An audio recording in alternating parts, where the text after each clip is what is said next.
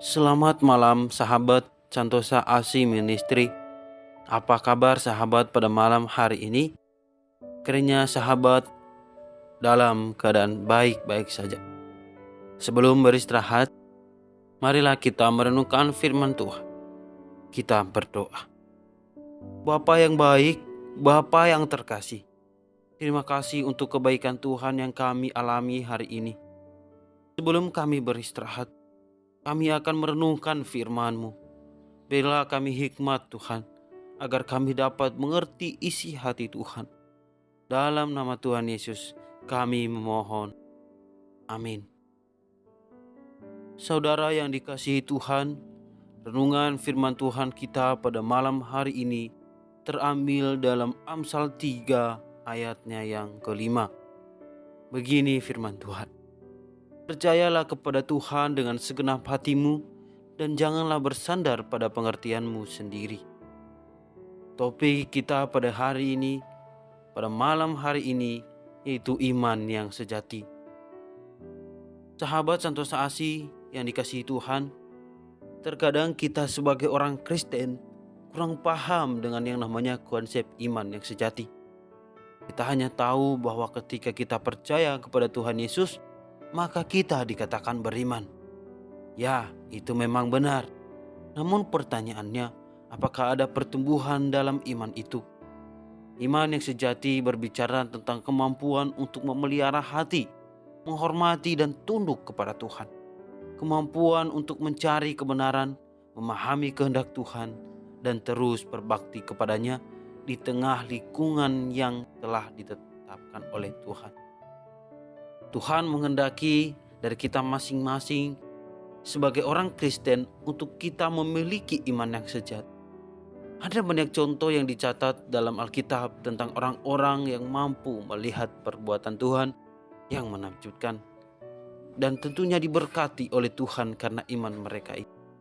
Yang pertama yaitu ada Musa, di mana ia memiliki iman kepada Tuhan. Melalui bimbingannya, Musa mampu mengatasi begitu banyak rintangan sehingga sampai pada Musa mengeluarkan orang Israel di tengah-tengah orang Mesir.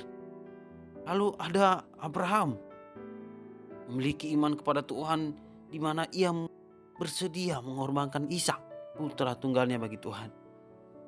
Lalu apa yang terjadi? Pada akhirnya Tuhan memberkatinya, membuat keturunannya semakin banyak dan menjadi bangsa-bangsa yang besar. Lalu yang ketiga, Ayub. Ayub memiliki iman kepada Tuhan dan mampu menjadi kesaksian bagi Tuhan melalui 2 ujian. Tuhan semakin memberkati Ayub dan menapakkan dirinya kepadanya serta berbicara kepadanya di dalam badai.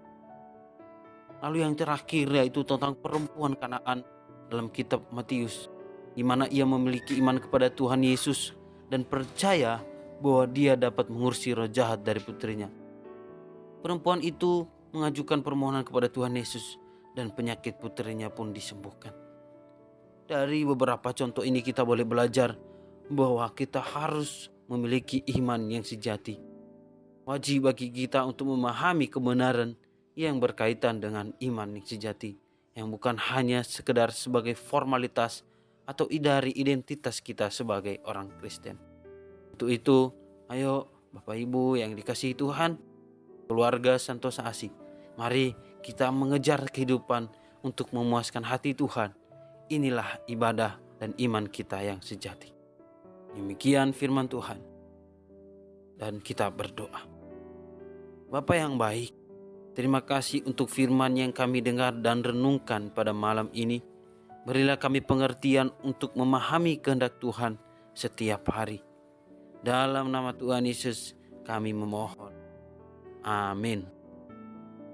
Sahabat Santosa Asi Ministry, bila sahabat membutuhkan dukungan doa, sahabat boleh meninggalkan komentar pada kolom komentar di bawah ini. Tuhan Yesus memberkati. Shalom.